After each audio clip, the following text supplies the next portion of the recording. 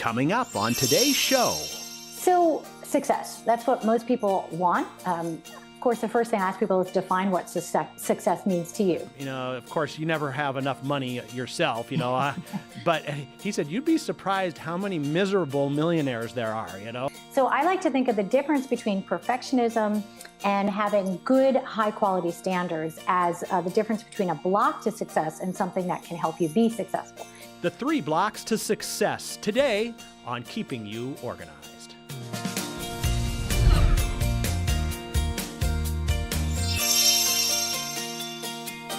Well, hello and welcome to Keeping You Organized. Today we're going to talk about those blocks, those things that stop you from being successful, whether it be in life or productivity or whatever, because sometimes getting to where we want to get, there are these roadblocks in the way. And so we're bringing on Lisa Montanaro from lisamontanaro.com. Lisa, welcome to Keeping You Organized.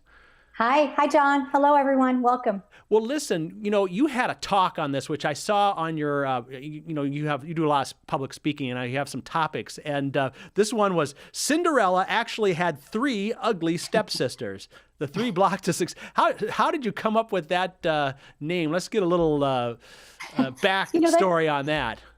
That's a great question. I actually don't remember. I was on stage and I was talking about different blocks to success.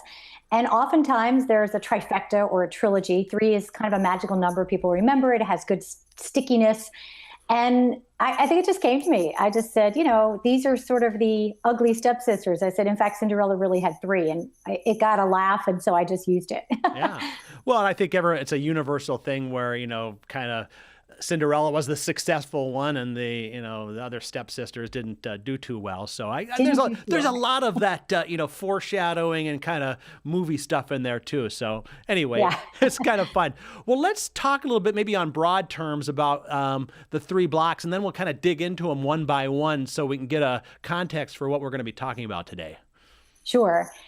So success, that's what most people want. Of course, the first thing I ask people is define what success means to you. But let's say success means being able to get things done, to be productive, to be happy, to be satisfied.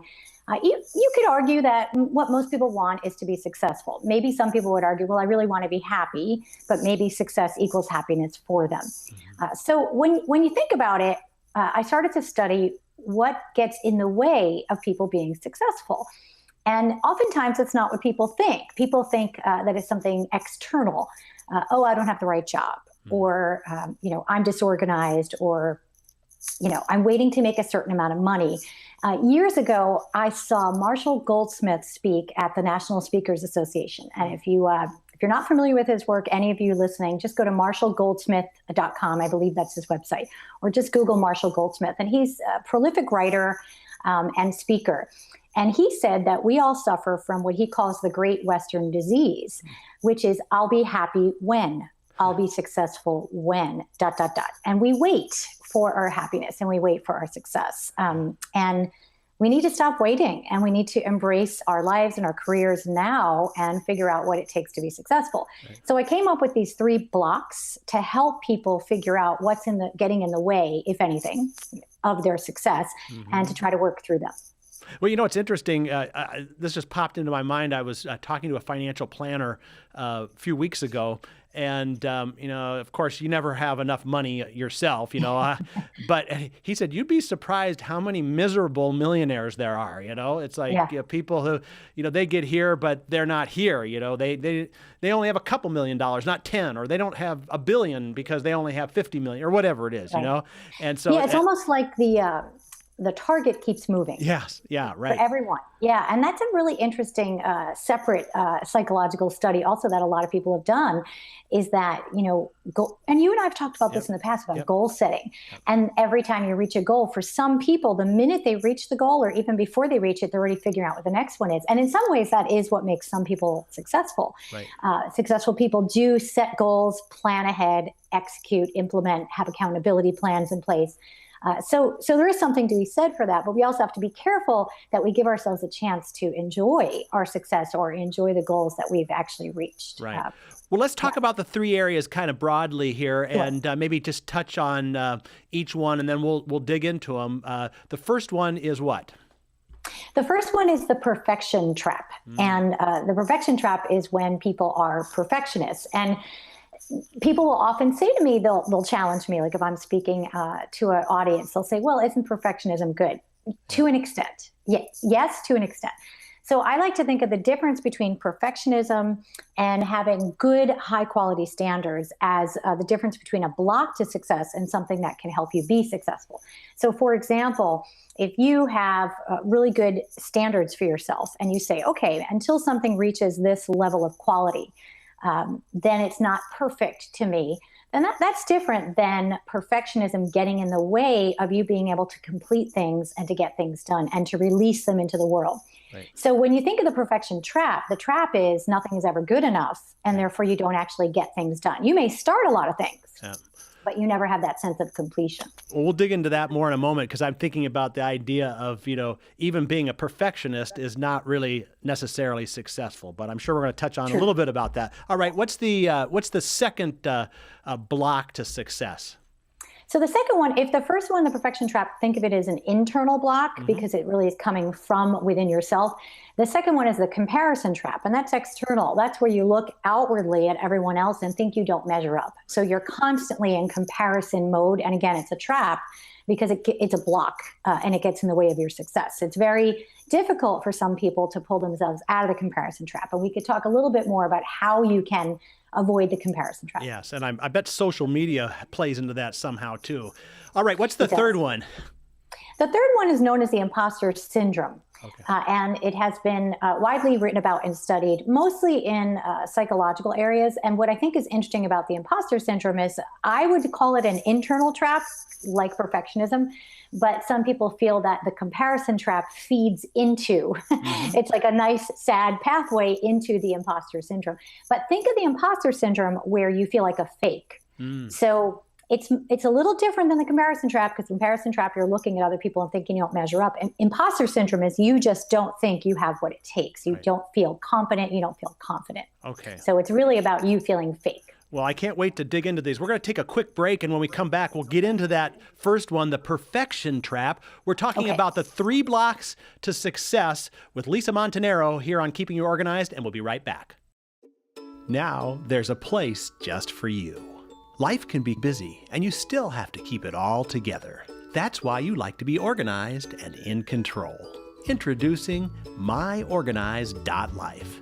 A special place where you can get ideas and solutions to organize what's important to you, your important papers, your important decisions, your important life events. We show you the ideas and products to stay organized in your life. See what's new. Stop by and say hello. Visit us at any time at www.myorganized.life. It's just for you. MyOrganized.life by Smead. Find us at www.myorganized.life. MyOrganized.life. We're back now on Keeping You Organized, talking about the 3 blocks to success, what keeps us from productivity, what keeps us from success in life. Lisa Montanaro, lisamontanaro.com. We kind of did the overview before the break, and now we're ready to get into block number 1, or ugly stepsister number 1, kind of as the original title went, and that is the perfection trap. Let's define it a little bit and get some good examples of how that actually can be a block. Sure. So think of the perfection trap as something that can cause you to second guess yourself. So what it does is every time you think you're done, the perfection trap will say, nope, not quite yet. This could be better. This could be best. This could be perfect. And so it actually causes a lot of procrastination, or just it causes you to feel that you're not finished with something. Now, to be fair, you and I know that sometimes you're not finished. Right. Sometimes you legitimately need to keep working on something. So let's say you're working on a report and it has an introduction 2 points and a conclusion, and you haven't written the second point in the conclusion, clearly you wouldn't be done. But I'm talking about when you're second guessing yourself constantly because you don't think it's good enough. That's the perfection trap. The perfection trap causes you to lose your confidence and not be able to complete things. And I you hear a lot of this, like in the software industry. They say just ship it. Get it good enough to get out the door, and then we'll iterate and make the bug fixes after people have used it for a while. But I think we're talking a little bit different. This is probably a state of mind that some people have. Yes. Yeah. Yes, I think that's a better way to look at it. So it's not necessarily about external things like a team saying like, hey, let's beta test this. And so, and I often tell people that I'm like, one thing to think about is to get out of the perfection trap, could you say to yourself, this is my first iteration of this. And could you actually let people know this is a charter program? This is a beta program that tells people, that's code for it's not perfect. Right. And so maybe you just own up to it. One thing that I did for myself years ago, my background is as an attorney before I became a productivity consultant and speaker. And I definitely suffered from the perfection trap, but I had to get things done in order to move forward with my law practice. So I put a little sticky note on my computer and it said, done is better than perfect. Yes. And I really had to abide by that. If you look at the root of the word perfect, I believe it's Latin, and it actually means to complete.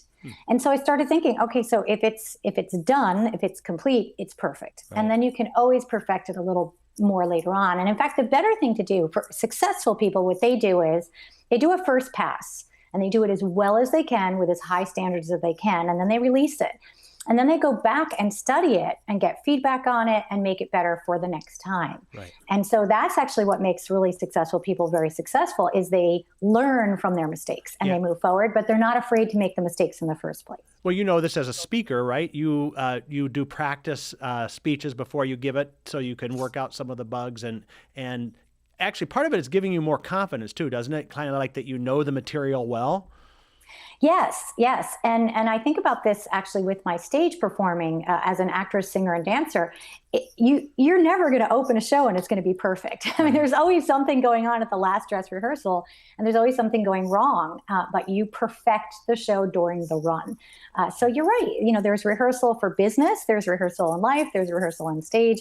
And so I want people to realize that what I'm not advocating is to put out shoddy work. Right. I'm not advocating for you to lower your standards. I'm advocating for you to keep your standards high, but make sure you release things and get them out into the world. Right. There's a great quote that I want to share with you by Win Borden.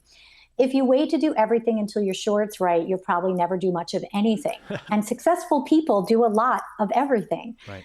So that's why this becomes a real block to success. We have to make sure that we're not waiting for everything to be lined up, for all the stars to be lined up correctly, because usually it's not going to happen. What about people that are kind of just don't think they can do it? So maybe they lack the confidence. And how do you help them get to the point where they're okay? Because I know people like this. They're constantly lowering expectations. It's like, well, I'm not really that good at this or whatever. How do you overcome that lack of confidence piece of doing it the right way or the perfect way? I think that's a great question, because if someone's having a confidence crisis, then we want to get to the core of, first of all, is it a legitimate confidence crisis? In other words, do they not have the competency? So let's say you said, I'm going to go do a century ride, a 100K bike ride, but you've never trained. You might be having a confidence crisis around that, and it might be legitimate, because I might say, you know what, John, you really have to train for this. Right. Or you're getting ready to do your first keynote, but you haven't prepped. So that's where the work comes in. The pre-work comes in before you reach the goal. And so if it's a legitimate confidence crisis, I would say to someone, what does it take competency-wise to get you where you need to go? And then let's reverse engineer and get you there. Let's work on building your confidence by building your competency. Mm-hmm. Usually, I think, not always, but sometimes lack of confidence legitimately coincides with lack of competency. And the more you build your skills, the more confident you get. Right. But if someone has the skills, has the talent, and yet they're still not very confident. I'm going to fast forward us.